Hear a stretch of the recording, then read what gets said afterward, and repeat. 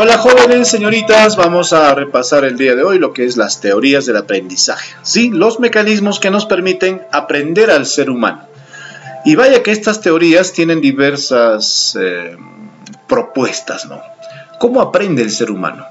Ya hemos dicho en la anterior clase de que aprender es cambiar de conducta, aprender es interiorizar todo lo que el mundo externo es captado por nuestros sentidos, aprender es justamente tener la habilidad o tener la capacidad para solucionar problemas y poder desempeñarnos con éxito en la vida, porque al final aprendemos todos los días, aprendemos desde la infancia, en primaria, adolescencia, en fin. Pero ¿cuáles son las teorías que nos permiten aprender? O sea, ¿cómo aprendemos? ¿O qué cosa nosotros como maestros aplicamos para que tú aprendas? ¿O qué hace tu padre, tu madre para que tú aprendas? ¿O qué hacen tus amigos también para que tú aprendas? Entonces, la vida es un aprendizaje constante, sí. Y de cada cosa, de cada experiencia, uno aprende. Y vaya que sí, ¿eh? Cada experiencia te enseña para que tú, digamos, puedas reforzar lo aprendido o como también eliminar lo aprendido. Sí, porque hay aprendizajes correctos, hay aprendizajes incorrectos, hay aprendizajes morales y hay aprendizajes inmorales. Claro, pero es aprendizaje. Así que sin más reparos vayamos a conocer cuáles son estas principales teorías. Veamos, conozcamos la teoría del condicionamiento clásico. El condicionamiento clásico fue promovida por el psicólogo Iván Petrovich Pavlov en 1905. Su principio se llama asociación o contigüidad. ¿Qué significa condicionamiento clásico?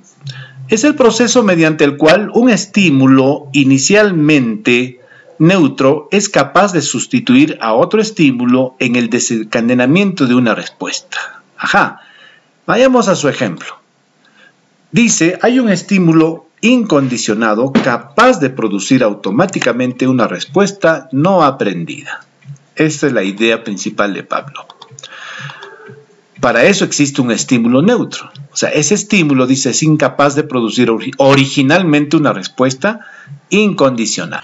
Significa entonces, digamos, esta gaseosa es un estímulo neutro, ¿cierto? Es un estímulo neutro, la gaseosa. Ahora, ¿cuál es la respuesta? La respuesta, dice, es incondicionada, o sea, no aprendida y provocada por un estímulo incondicionado. Por ejemplo, cuando tú te golpeas esta parte, ¿no? Entonces existe un reflejo, o sea, una reacción. Esa es respuesta sin condiciones. Claro, está incondicionada. Y tiene la respuesta condicionada, aprendida, que se produce ante un estímulo condicionado. Por ejemplo, este plato para comida de perros, ¿no?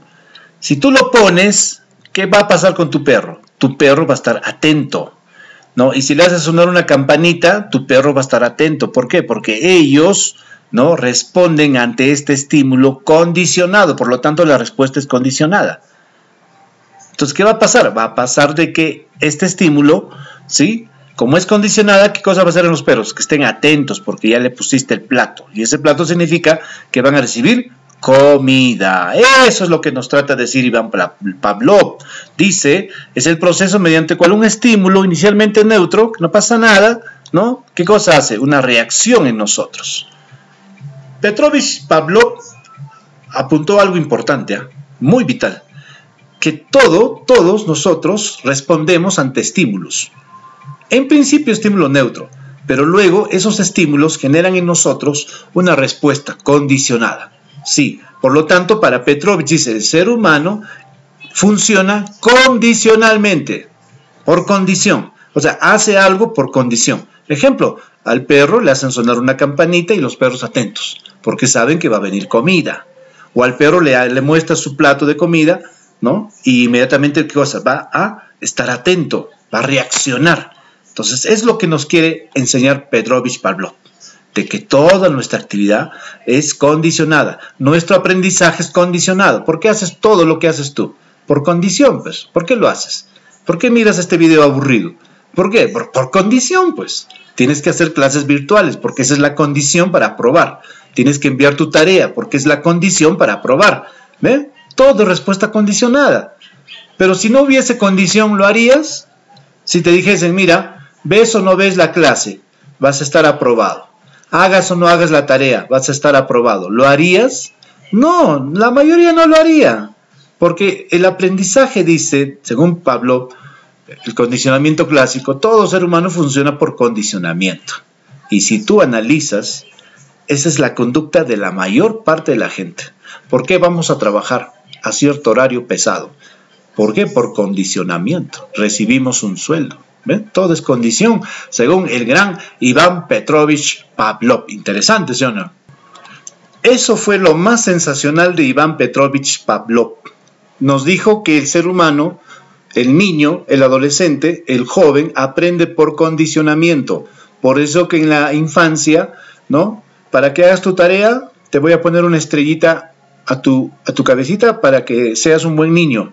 Entonces el niño hacía por condicionamiento. Cuando eras en primaria, de igual manera, te ponían 20 o AD y todo lo hacías por un buen 20 o un AD. O incluso, ¿por qué? Por una felicitación, porque todo es condicionamiento.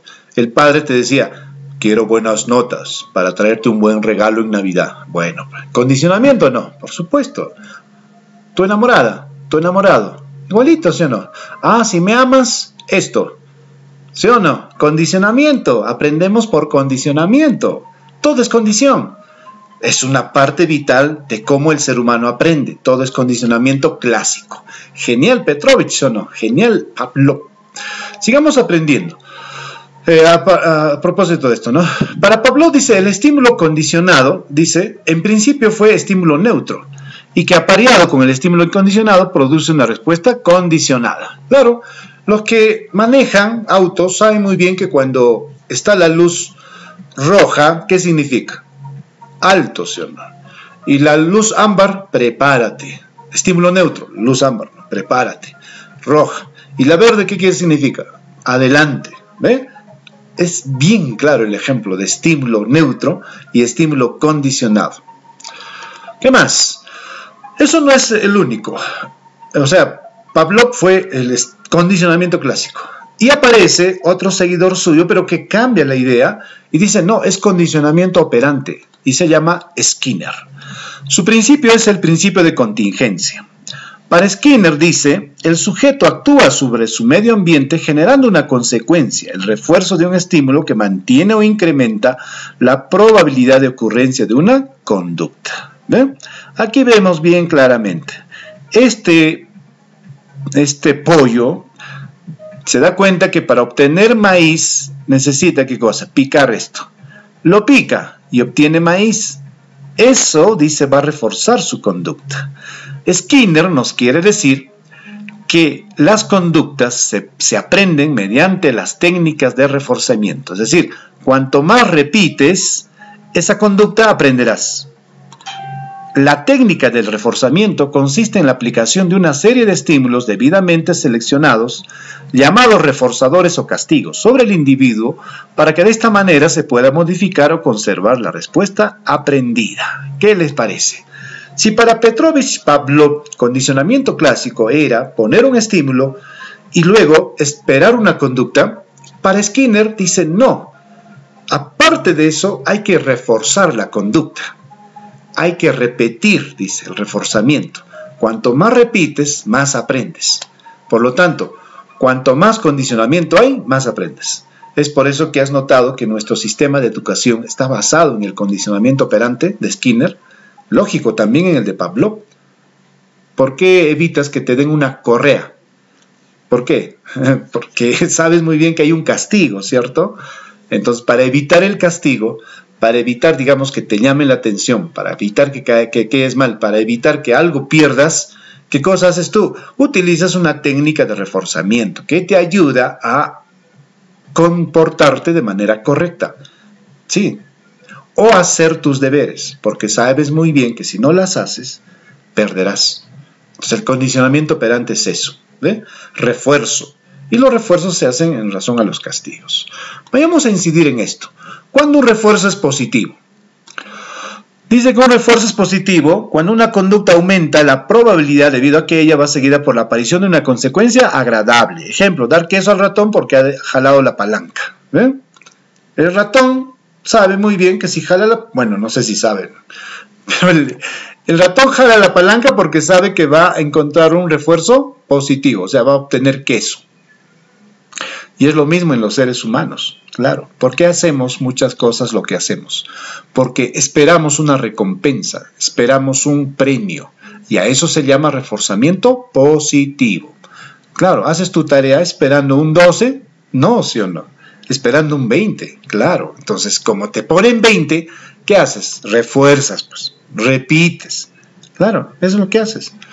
Bien, ¿qué más? Este reforzamiento positivo, dice, es un proceso en el cual la probabilidad de ocurrencia de una conducta aumenta debido a que ella va seguida de la desaparición de un estímulo desagradable. Ejemplo, se refuerza negativamente cuando se interrumpe una descarga eléctrica siempre que el ratón jale la palanca. ¿Ven? ¿Qué pasa cuando hacemos mal las cosas? O sea, cuando no hacemos lo que debemos hacer. Entonces hay una llamada de atención, una jalada de orejas, hay una especie de reprimenda, claro. Entonces, ¿qué va a pasar? Uno se siente mal cuando le reprimen, uno se siente mal cuando le jalan la oreja, ¿no? Claro, ¿quién se siente bien después de una reprimenda? Entonces, como te sientes mal, esa conducta la repites, ya no, vas a evitar no repetirla. Claro. ¿Por qué? Porque justamente nadie busca lo desagradable. Todos buscan estar felices, todos buscan estar bien, todos buscan ser aprobados, pero no todos lo consiguen, pues. Algunos no somos felices porque hemos tomado decisiones incorrectas. Un tiempo hemos sido felices, aunque la felicidad no es estable, ¿no? Son momentos. Algunos hemos hecho lo correcto, a pesar de que nos ha dolido, pero es lo correcto, pesa más, ¿no? Entonces, varía mucho el reforzamiento positivo. Pero también está el castigo positivo. ¿Cuándo es castigo positivo? Veamos cuándo uno es o un asunto es un castigo positivo. Dice, esto es el proceso en el cual la probabilidad de ocurrencia de una conducta disminuye debido a que ella va seguida de una consecuencia desagradable. Ejemplo, un niño es castigado positivamente si se quema la mano por ponerla en el fuego. ¿Ven? Eso es un castigo positivo. Aprendes por ti mismo. Nadie quiere en su vida algo desagradable. Entonces, ¿qué sucede en nuestra infancia? Queremos saber cómo es eso, pero nuestra madre, nuestro padre sabe que nos va a ir mal, ¿sí? Pero aún así ellos permiten que nos vaya mal. ¿Para qué? Para que tú aprendas que si tú haces eso, vas a generar algo desagradable en tu vida. Por lo tanto, no lo hagas. Entonces hemos aprendido. ¿Y esos son castigos positivos? Sí, claro, es necesario. Muchas veces los adultos no nos dicen nada porque ellos saben lo que va a pasar. Saben. Por eso que dicen que aprenda por sí mismo, dicen. Que experimente por sí mismo para que aprenda. Y verdad, tú experimentas la decisión incorrecta que tomaste y tú experimentas por sí mismo y aprendes, ¿cierto? Claro. Pero sucede que muchos padres no hacen lo mismo, ¿no? Muchos padres simplemente insisten en que tú no hagas esa acción. Y tarde o temprano la haces, ¿no? Es inevitable, la haces. Pero bueno, pues no. Cada uno es dueño de su vida. En fin, ese es el castigo positivo. Pero también existe, ¿qué cosa? El castigo negativo.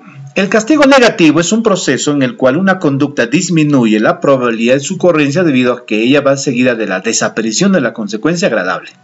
Ejemplo, Rubencito es castigado negativamente si se le suprime la propina cuando dice lisuras. Este castigo negativo es usado mayormente. Siempre, frecuentemente se usa esto, ¿no? Si dice lisuras, hijo, no es bueno que digas lisuras porque no es conveniente para tu moral y tu buena conducta. Ya lo has dicho, pero aún así sigue diciendo. Entonces tú le aplicas el castigo negativo. Dices, bueno, si sigues diciendo, no te voy a dar la propina del día, ni de la semana, o no podrás ver televisión. O simplemente la red de Wi-Fi lo cambio su clave hasta que te me portes bien, ¿ve? ¿Sí o no? Claro, esos son castigos negativos. O sea, es lo que se aplica mayormente ya para nosotros, ¿no? Es lo que mayormente nos dan, nos aplican los adultos, ¿sí o no? Claro, los adultos difícilmente, o sea, no, esto aplican en la infancia, en la niñez, en la adolescencia, ¿no? Pero más les gusta esto, ¿no? Encerrado en tu cuarto, no, sin internet, sin celular, no vas a viajar. O sea, ya, el castigo negativo es más utilizado, incluso por nosotros, ¿no? Claro, ¿no has hecho tu tarea? Bueno, eso está prohibido, pero ya tú sabes, ¿no? Muchas veces aplicamos. No haces tu tarea, ya 0-0, no hay oportunidad. En fin. Y hay una extinción. ¿Qué es la extinción? Es cuando suspendo la entrega de recompensas, es decir, suprimo las consecuencias que siguen a determinada conducta que se quiere eliminar o reducir. Claro, reduzco las recompensas, suprimo y quiero eliminar ciertas conductas. Tengo que extinguirlas. Es como cuando tú quieres olvidar a alguien, ¿no? Lo bloqueas de todo, por todo, ¿no? No quieres saber nada y listo. Estás extinguiendo, haciendo una extinción, ¿no? Quitas todo. ¿Para qué? Para que elimines o reduzcas esa conducta de pensar en alguien, ¿no? Es un trabajo bien a largo plazo este asunto de la extinción. Conozcamos más teorías del aprendizaje. Tenemos ahora que estudiar al norteamericano Edward Thorndike. Thorndike decía: el ser humano aprende por ensayo y error. Según esta teoría, el aprendizaje se logra en base a tanteos y equivocaciones, hasta que se establece una conexión adecuada entre situación y la respuesta. Situación y respuesta. Es decir, aprendemos por ensayo y error. Aprendemos a armar el cubo en sus colores clásicos por ensayo y error. Esta es una clara muestra, ¿no? ¿Por qué? Porque la vida dice es ensayo y error, ¿no? O sea, el hombre dice aprende en base a tanteos. Decidimos, nos sale mal, bueno, cambiamos de estrategia. Nos sale mal, cambiamos de estrategia. Nos sale mal, cambiamos de estrategia. Hasta que nos salga bien. La vida es un ensayo y es un error, dice, constante, ¿no? El ser humano aprende por ensayo y error. Claro. Primer examen de admisión.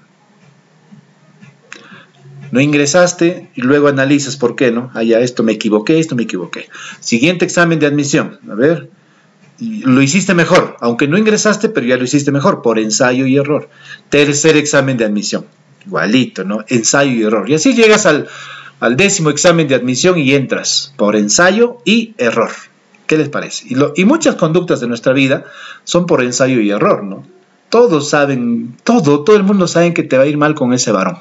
Todos, ¿ah? Pero tú no, pues tú no crees, pues, ¿no? Porque el amor te ciega, claro. Y sucede que te va mal. Entonces, mira, a pesar que te dijeron, a pesar que te anticiparon, tú quisiste experimentar. O sea, quisiste vivirla, ¿no? Sabiendo quizás, o bueno, pues por ensayo, asumirla, ¿no? Pero al final te fue mal, pues, ¿no? Entonces, ensayo y error. Entonces, la siguiente, ¿qué vas a buscar?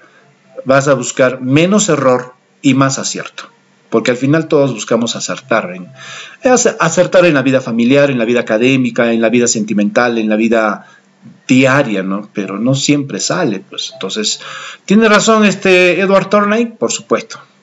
Otro, llamada la teoría de la captación por relaciones, fue planteada por la psicología de la Gestalt o la forma, que considera que la vida mental no es una asociación de elementos sensoriales, sino una totalidad o estructura. Claro. Cuando se habla de totalidad o estructura, significa que nosotros aprendemos por relaciones. Es decir, vinculamos un aspecto con otro aspecto y inmediatamente identificamos de qué se trata. O sea, aprendemos porque relacionamos ciertos factores, relacionamos experiencias, relacionamos aprendizajes. Por lo tanto, dice, la vida mental, la vida de aprender, no solamente son sensaciones, sino también toda una estructura, todo un complejo de formas que se dan en nuestro cerebro para poder aprender. Y captamos por relaciones, ¿sí? A ver, ¿cómo identificamos el género femenino y masculino? ¿Por qué? Relacionamos inmediatamente. Todos los varones tienen un sistema genital único. Y todas las damas tienen otro sistema genital único. Por relaciones sabemos de que las damas son así y los varones de esta manera. Por relaciones. Y así, hay muchos aprendizajes que se dan por relaciones. Otra teoría se llama observacional o vicario. Esto fue planteado por Albert Bandura y Michel. Su principio se basa en la imitación, dice. Consiste en el proceso donde se adquiere o modifica una conducta como resultado de la observación y por ende reproducción de las conductas de otras personas o modelos. O sea, nosotros, dice, aprendemos por observación. Miramos y aprendemos. imitamos, vicario significa imitar, o sea, aprendizaje por imitación, ¿no? Queremos ser como alguien, lo imitamos y lo superamos. Es aprendizaje vicario. Y vaya que muchos aprendizajes es por imitación, casi la mayoría.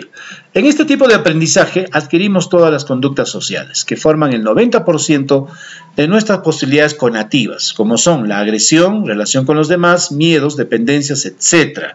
El niño aprende ¿de quién? De lo que ve, pues, de lo que va. Por eso se llama aprendizaje por imitación. Cuando dicen, ¿no? Todos los valores vienen de casa. Por supuesto, pues, si en la casa son unos tal por cual, tus valores serán tal por cual, pues, porque viene de la casa. Si en tu casa han sido valores correctos, buenos, entonces tú también tendrás los mismos valores. Si las conductas de tu padre, tu madre han sido de esa manera, tú también por imitación aprendes esas conductas. O sea, profesor, yo no soy culpable de lo que soy. Claro, pues no eres culpable, porque tú eres imitación, has imitado desde niño o niña a tus padres, y eres el constructo de tus padres. Ahora, ¿qué pasa, profesor, si yo solo viví con mi padre, no con mi madre? Entonces has asumido los modelos de tu padre. ¿Y qué pasa si solamente viví con mi madre? Has asumido los modelos de tu madre, pues. O no solamente de tu madre, sino de tu abuelo, de tu abuela, o sea, de las personas que están en casa, que casi siempre son padre o madre, ¿no? Y en otros solamente madre, otros solamente padre, y algunos abuelo, abuela, entonces ya tu vida se complica, porque tienes varios modelos, y eres una mezcla de ellos, ¿no? En fin, el aprendizaje vicario es eso, aprendemos de nuestro entorno más cercano por imitación. Y luego aprendemos también de quiénes, de nosotros, pues, de tus maestros. Claro, nosotros también somos una especie de modelo para ti. Algunos lo asumen, algunos no, pero igual te influimos, porque todavía eres un ser influenciable en la adolescencia. Ese es el aprendizaje vicario o de imitación. El aprendizaje significativo. Interesante este tipo de aprendizaje, vamos a verlo. Dice, el aprendizaje significativo, ¿no?, está representado por David Auswell. Este teórico fue el más importante exponente del aprendizaje significativo. Dice, esta forma de aprendizaje se refiere a todo aquel que resulta de la experiencia y le da un sentido práctico y real a lo que vivimos, ya que posee significados lógicos para 115. En fin, el aprendizaje significativo significa, dice, que cuando tú adquieres información en forma sustancial, la incorporas a tus estructuras cognitivas, o sea, a tu mente. No es arbitrario, dice, como en el aprendizaje memorístico, sino que se relaciona la información nueva con el conocimiento previo de forma ordenada y estructurada. El aprendizaje significativo, promovida por Auswell, dice que solo tú aprendes lo que te interesa. O sea, solo aprendes lo que te gusta, solo aprendes lo que muestras mayor interés. Y el aprendizaje, la propuesta de él dice, ¿no?, que el niño debe hacer lo que le gusta hacer, que el adolescente debe dedicarse a estudiar lo que le resulta más placentero, o le resulta más útil, o le resulta más conveniente. Sí, el aprendizaje significativo es dejarle libertad al estudiante para que pueda aprender de acuerdo a sus intereses. No es como el Pavlov condicionado, no es como Skinner, no, si haces esto te doy esto. No es como ¿cuál era el otro? Imitativo, ¿no? O sea, yo aprendo de los adultos, de mis adultos, padres. No. Acá dice, cada ser humano debe plantear su propia estructura cognitiva, o sea, su propio modo de pensar en base a lo que quiere hacer. ¿Has notado que algunos profesores dicen, no, a ver, si tú dominas su curso, ellos te exigen. Y si no dominas, simplemente te exigen lo que debes dominar básicamente. No te exigen a más. Claro. ¿Por qué? Porque no es necesario, pues. O sea, tú no te importa ese curso, pues. Es como, no, yo veo que no te importa, te pongo lo que es necesario, ¿no? Porque ¿para qué te puedo exigir más si no te importa, no te gusta, no te interesa? En cambio, a los que sí muestran interés, a los que sí les gusta este curso, a eso sí los exijo más. ¿Por qué? Porque dentro de la idea del aprendizaje significativo, quiere decir que este joven, esta señorita tiene un potencial, pues. O sea, va a ser grande en este área. Por eso tengo que exigirle. Pero a los que no, ¿para qué voy a exigir? Pues no, pues. Simplemente que cumplen lo que deben hacer y listo. El aprendizaje significativo, por eso, es escoger. O sea, yo escojo lo que a mí me interesa, lo que me parece mejor, lo que me es significante, ¿sí? Otro tipo de aprendizaje es el aprendizaje por descubrimiento.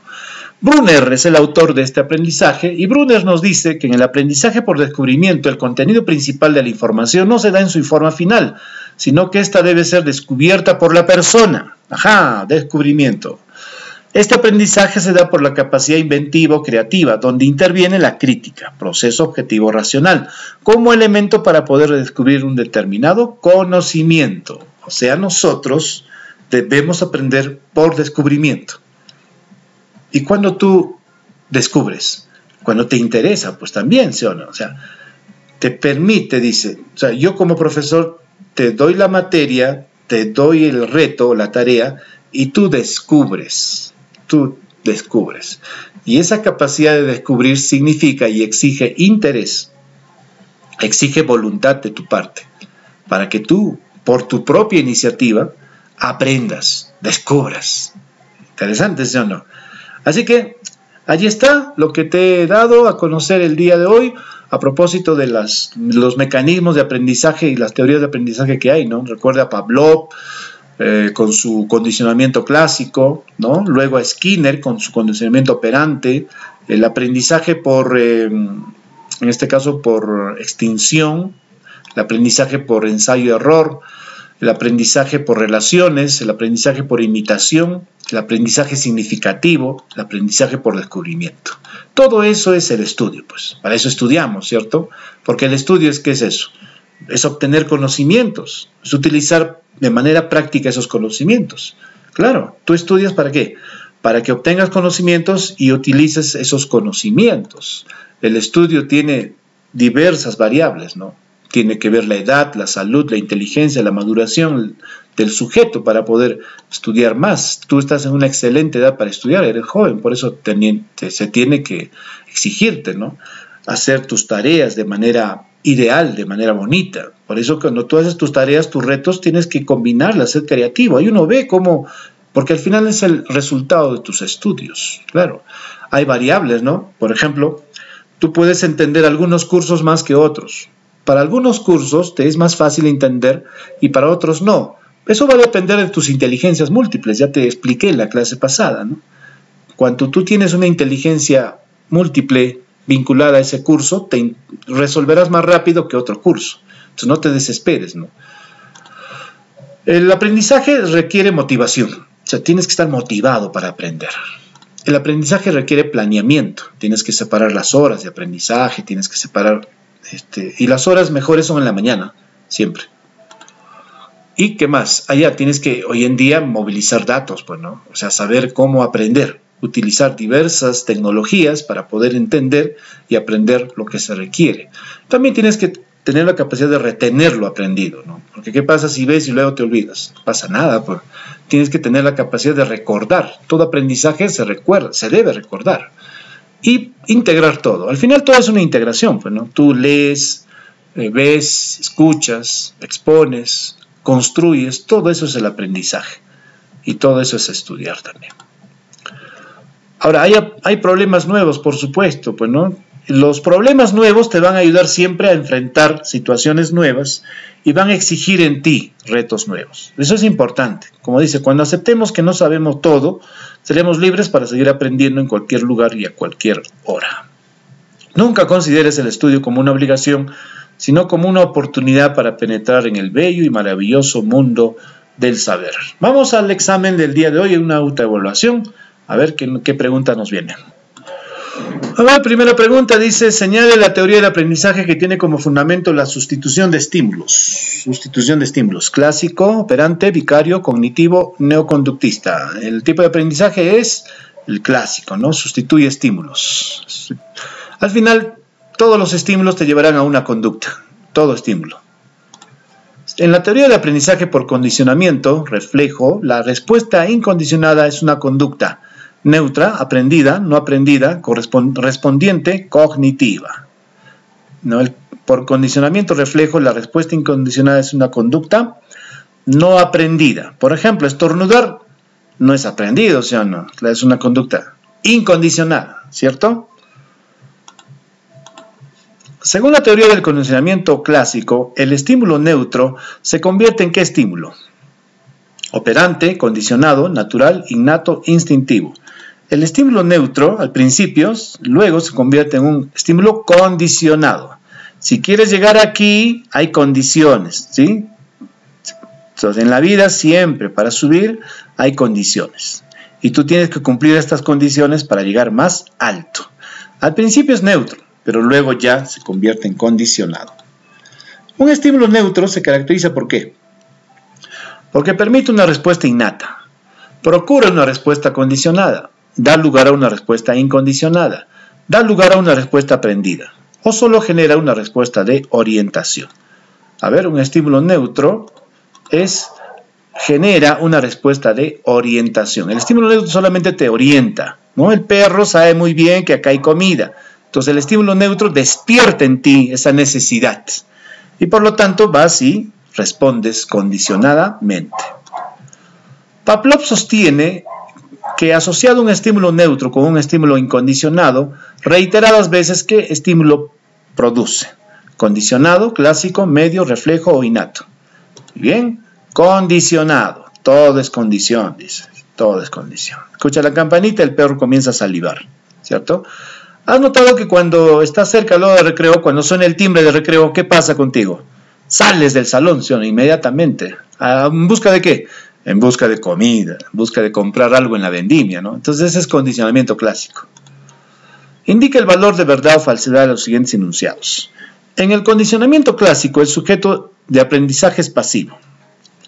¿Verdadero o falso? Eso es verdadero.